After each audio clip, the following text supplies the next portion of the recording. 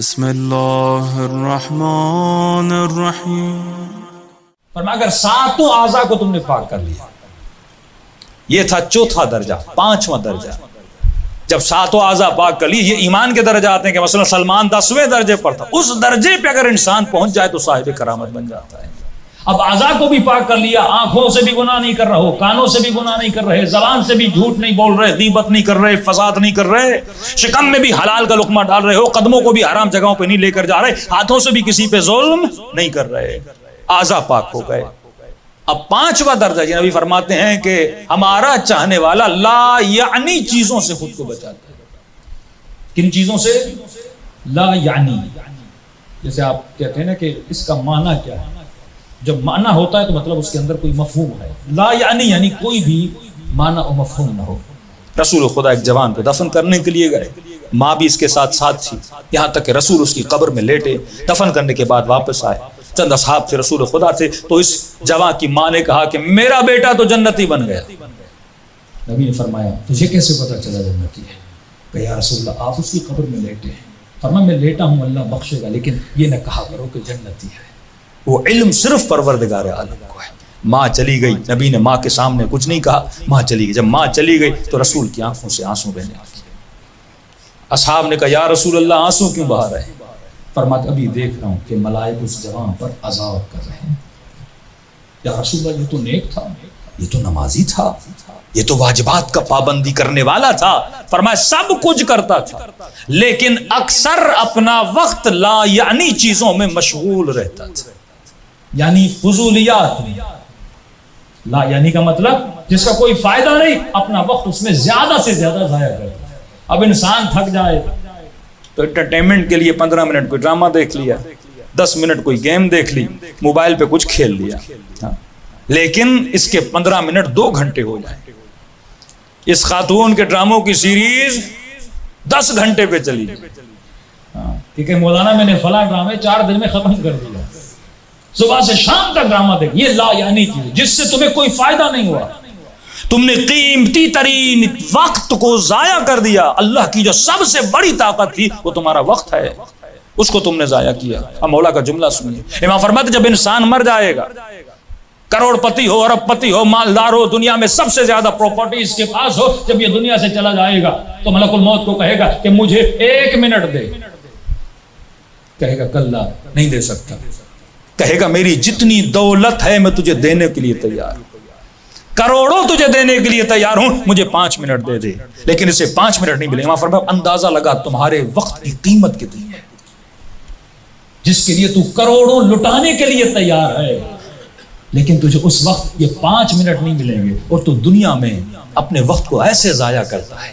جس کی تمہیں پرواہ نہیں ہے کہ جس وقت سے تجھے جنت بنانی تھی لیکن تو لا یعنی چیزوں میں ضائع کرتا ہے، تو اس کا بھی تجھے عذاب دیا جائے گا، کیونکہ وقت والعصر، خدا اس وقت کی قسم کھا رہا ہے۔ جب قسم کھائی جاتی ہے اس کی اہمیت ہوتی ہے، اور ہمارے وقت کی اہمیت کیا ہے اندازہ کیجئے کہ مثلا آپ روڈ پہ جا رہے ہیں، آپ کے 10,000 گم ہو گئے، 10 بندوں کو بتاتے ہو کہ میرے اتنے پیسے گم ہوئے، فلاں بندے نے اتنا فراڈ کر لیا، میں گاڑی سے جا رہا تھا پرس گر گیا، اس میں 20,000 روپے تھے گم ہو گئے۔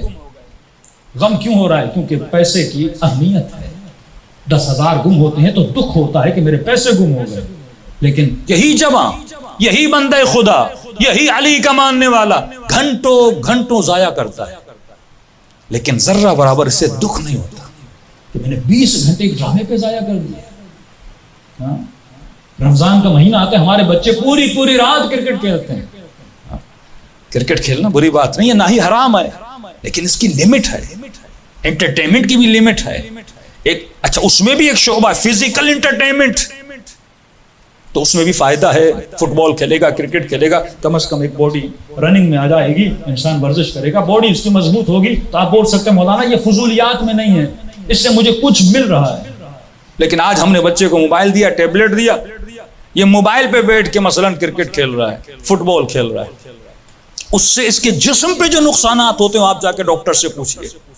جب یہ ایکسائٹمنٹ میں آتا ہے، مثلا گول مارتا ہے، چھکا مارتا ہے، ایکسائٹمنٹ اس کے وجود میں پیدا ہوتی ہے، لیکن ایکسائٹمنٹ اس کے اندر سے نکلتی نہیں ہے، کیونکہ فزیکل کچھ نہیں کر رہا، اس کا مائنڈ، مینٹلی اس کا مائنڈ مثلا ایک بہت اچھا گول اچیو کر رہا ہے، اب جب انسان فزیکلی دوڑ کے گول مارتا ہے تو وہ چیزیں اس کی باڈی سے ریلیز ہو جاتی ہیں نا، لیکن اگر یہ گیم میں کچھ کر رہا ہے تو اس کی باڈی میں وہ چیزیں ریلیز نہیں ہوتی، اور اس سے اور یہ بچہ کیا ہو جاتا ہے، مینٹلی بیمار ہو جاتا ہے. کیسے بچے آج کل، میں کہہ رہا تھا کہ ہم گیمز کے ذریعے اپنے بچوں کو مینٹلی قاتل بنا رہے ہیں. مینٹلی ایک ایسی گیم ہے جس میں بندوق اٹھائے لوگوں کو گولیاں مار رہے ہیں. اس سے بڑی فضولیات ہوگی کہ آپ بچے کے دل سے رحم کو ختم کر رہے ہو. مکتب تشیع میں نے کہا یہ مکتب اخلاق کا مکتب ہے، مہربانی اور رحم کا مکتب ہے. اہل بیت نے منع کیا کہ جب عید قربان کی قربانی آئے تو ان قربانیوں کو روڈوں پہ قربان نہ کیا کرو، اس سے سنگ دلی پیدا ہوتی ہے. آغا طباطبائی کے گھر میں فرماتے ہیں صاحب کتاب تفسیر المیزان شاگرد آیت اللہ العظمی قاضی، فرمائے انہوں گھروں میں 2 مرغیاں پالی تھیں. شاگرد قبلہ یہ مرغیاں انڈے بھی نہیں دیتی، ان کو ذبح کر دیں. کہنے لگے اتنے سالوں سے میں نے ان کو پالا ہے، میں کیسے دیکھوں کہ تم ذبح کر رہے ہو؟ کہا میں پیسے دیتا ہوں باہر بیچ کے آ جاؤ، کوئی اور جا کے اس کو ذبح کرے، لیکن میرے کیونکہ اس سے قساوت پیدا ہوتی ہے. ایک بچہ گھر میں 3 دن 4 دن اس بکری کو اس بیل کے ساتھ رہتا، آپ اسی بچے کے سامنے کیا کرے، چھری چلا رہے ہوتے، قساوت پیدا ہوتی ہے. حضرت نے منع کیا ہے. روڈوں پر سڑکوں پر، یہ ہمارے مکتب میں نہیں ہے کہ آپ روڈوں پہ سڑکوں پہ بیلوں کو اور بھینسوں کو کاٹتے رہیں. ہمارے مکتب میں مذبح خانے ہیں، وہاں جاؤ. یہاں تک منع ہے کہ حیوان کو دوسرے حیوان کے سامنے بھی ذبح نہ کیا کرو. یہ تو مشہور مصائب میں آپ روایتیں سنتے ہیں، کیونکہ یہ مکتب رحم ہے، اس سے فطرت بنتی ہے.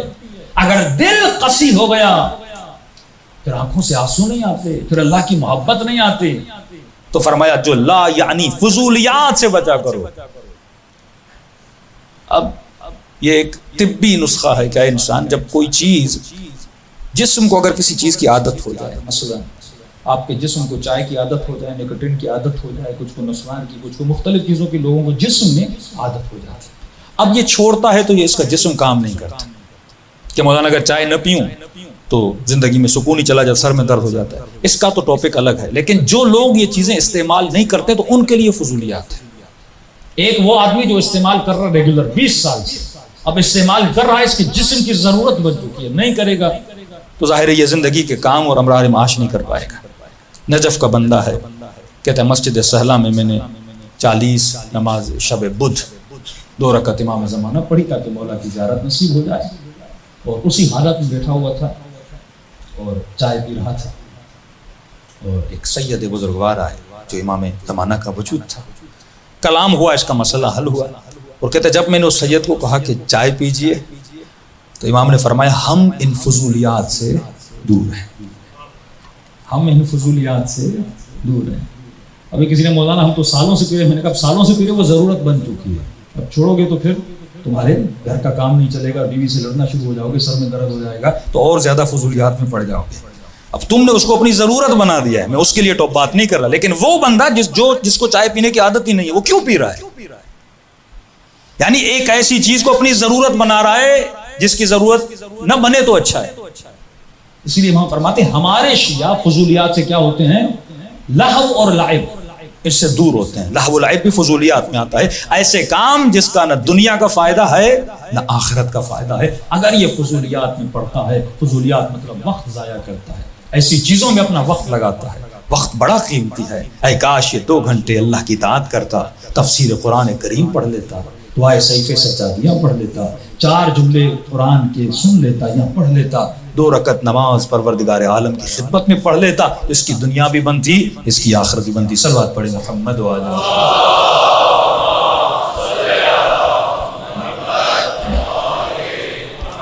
وعجل فرج.